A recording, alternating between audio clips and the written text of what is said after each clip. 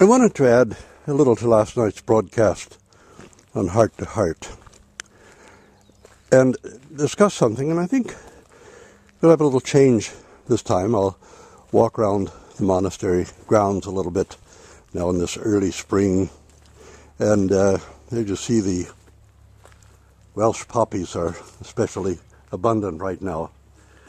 In fact, they're usually so abundant everywhere that some people consider them weeds, but we find them very beautiful and always look forward to their blooming each year. This time of year has its own unique beauty and gray clouds, they say. I don't see them as gray, I see them as silver and pewter. Sometimes when the rain falls, I actually think of it as diamonds dancing on the pavement. But anyway, this time of year is every time of year is special. This one I like especially because it's neither cold nor hot, it's just comfortable. We were talking about bringing ourselves into the 21st century in our mentality, not in order to change what we believe, but rather to be able to express ourselves in a comprehensible way, a way that can be understood in the 21st century, and to change some of our attitudes and also some of our models of reality which happen to be wrong. But I wanted to especially address the question of being rational and having faith. And somehow people tie this being rational together with science. I don't think that's really particularly useful idea. The kind of science that's done by careful, rational thought is something like trying to develop a vaccine or develop new medications or something like that. But science, the great breakthroughs, the major things that have transformed human thought, our concept of the cosmos, all of these things, most of them did not come about by someone giving rational thought to them. A lot of these great developments were people who were not quite so rational, and they could think outside the box. They could think in ways that people who are too rational couldn't. Albert Einstein finally had this epiphany about relativity while he was hiking alone in the Swiss Alps. He approached the whole matter of the cosmology and what makes the universe work and all of these other things not really from a rational or rationalistic point of view. Rather, he was going by intuition most of the time, and his intuition was what led him to his greatest breakthroughs. And Einstein, as you know, was considered a very poor student, attention deficit disorder, what we would call it nowadays, and other sort of lack of attention in class, poor marks in mathematics and other things. He wasn't the kind of person you would think would be a careful, rational thinker who would develop these great insights. And yet, he did develop these enormous insights. And he did it by what we would call a kind of theoria. These great breakthroughs have come to most of the great scientists who have really shaken the whole foundations of science as epiphanies, not as a system, the results of a system of rational thought. And this is why, in the beginning, they've been considered to be rebels or almost heretics in science, because their discoveries haven't come about by a long exercise of what we would now call rational thinking, of rationalism. But they came about in a completely different way. And that way is rather similar to the way Orthodox theology is done. For those of you who are watching this, we're having the road is being relayed. Our road had gotten in very, very bad shape, so some people, particularly people who use it regularly, donated money. And we've got Andrew Hercombe and our own brother Ephraim out working on the road, and they've done a marvelous job in getting it back in shape. It's almost right now like a paved road, although it's really road mulch and gravel mixed together, and today they're compacting it more so that it'll be stronger and won't be so prone to form potholes and that sort of thing. Walked up by the our Human Rights Monument, also where we have the little Malebin for the Joy of Canada and for All Saints on certain days, and seeing how the growth is, what has to be done to clean it up for the spring and before we have any of the services. We'll go on talking about this question of rational, so-called rationalism versus religion, or science versus religion. And I'm going to hand the camera over to Deacon Philip so you can sort of see me talking once in a while, a little. The question that we had raised is that sometimes people want to make a conflict between rational thinking and religion, as if all science was just a system of rational thinking. But as we mentioned before, the greatest breakthroughs in science come as an epiphany. They don't come as a process of just sitting down and doing a lot of rational thinking. Of course, after... no, it just went off. Oh, no, it's on. It's okay. It's wrong to think, though, that all of a sudden a person has this insight and that's the end of it. Their peers are going to research this, and what you have to do with a scientific hypothesis or idea, you have to approach it by trying to prove it wrong, not by trying to prove it right, and trying to see all of its weaknesses and its flaws.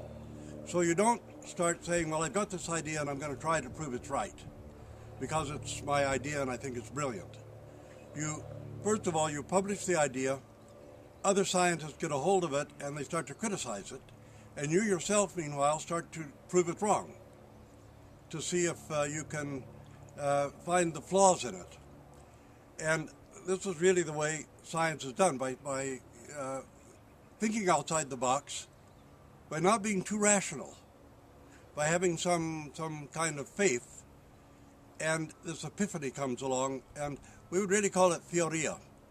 Now, from an Orthodox Christian point of view, our theology, our dogma, with the Holy Fathers, developed through theoria, but in their case, theoria indicates a kind of vision, something inspired by the Holy Spirit. Now, this is about things that are really dogmatic in the church, not some kinds of peripheral facts that can change with time that the Holy Fathers learned from the secular world around them, such as scientific ideas or descriptions of the cosmos or the age of the earth, and these things very often came from, not from revelation, but from surmise and from people like, the great geography, Ptolemy, and other sciences of the era and philosophies of the era. But when the Holy Fathers had this theoria, this vision, which you'd have to describe as a vision that comes as a result of contemplation, and the vision comes as a theophany, and it reveals something about the faith that's quite essential. Now, when science does the same thing, a scientist has always information and ideas going on. If he's too rational, he never makes a clear breakthrough in science. He can focus on developing some vaccine, as we mentioned before, genetically modified organisms, or something like this, or studying the weather patterns and global warming, that sort of thing, come from collecting a lot of data. But the whole concept of the theory of relativity and the whole opening up of quantum mechanics, these things came to the scientists by a type of theoria, when they were thinking outside of pure rational thought, outside of rationalism. Now, what this means to us is the idea that because you cannot come up with rational arguments about the faith, that you cannot come up with a scientific, say, definition of God, or what the people call a scientific proof of God. Well, it's the same way in science. How did Einstein come upon the theory of relativity? He had all kinds of inspiration and ideas and things, but hiking in the mountains one day in Switzerland, this is where he had a kind of theophany that came to him about this whole idea came together for him. And so when we talk about, say, a conflict between rational science and religion, in a way it doesn't make any sense, because we're dealing with theophanies, with revelation, with epiphanies. And this epiphany that comes, we use the word epiphany and theophany both, but epiphany is sort of a sudden revelation, theophany is a revelation of God. But the epiphany can come in science as well. And hyper-rationalism, or being overly rational, can keep people from these deep insights into the truth and into reality. Consequently, in our theology, in the teachings and revelation of the church, now we're talking about epiphanies, things that come to people who are not boxed in by, say, Aristotelian rationalism or absolutely rational thought. And this is why there's something very similar in religion and science, and in both of them, not being overly rational is the area where people make the greatest and most profound discoveries about reality. And so often, as quantum mechanics proves, reality is counterintuitive. We approach so many things from intuition, and intuition is a kind of faith. But in science, in quantum mechanics, everything becomes more strange the more we know about it, more irrational, and less completely neatly packaged and ordered. And this also gives us a little bit of insight into the way our Orthodox theology works. People who can think outside the box, can be open to these epiphanies, and can realize that the truth is not, and reality are not really so neatly packaged, that very often reality is counterintuitive. And of course, when we think about ordinary human thought, we realize that the kingdom of heaven, God, and the love and compassion of God are in a way counterintuitive also.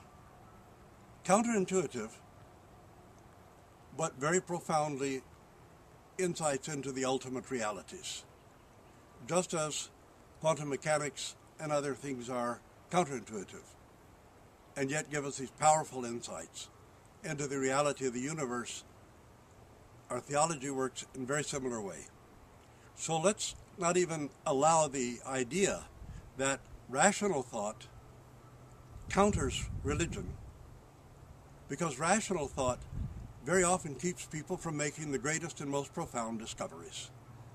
And it's those people who can think beyond that and outside that who make these great discoveries of what reality really consists in. And faith is the same kind of thought. It's outside the box of what we think is the rational world. And truth and reality are not nearly so neatly packaged as people who do statistics would like to think. So the faith itself, the knowledge of God, the understanding of God, which come to us by epiphanies, and which is understood very much when we quiet down the desire for perfectly rational thought. Because perfectly rational thought is like a railway track. The train goes on the track, but it can't go anywhere else. It can't go and open up to some new vista, some new venue, some new discovery or idea. It just has to stay right on those tracks. And it doesn't come to anything new. It doesn't come to any new knowledge. It doesn't come to any deeper understandings or anything. So we want to get off the tracks of the so-called absolutely rational thought, of sort of Aristotelian rationalism and its descendants, and open our hearts and our minds to something that is much greater, much deeper, much more profound. And like quantum mechanics, like the theory of relativity, which of course has been quite clearly proved, and yet it was an astonishing breakthrough that had a lot of scientists in doubt at the time,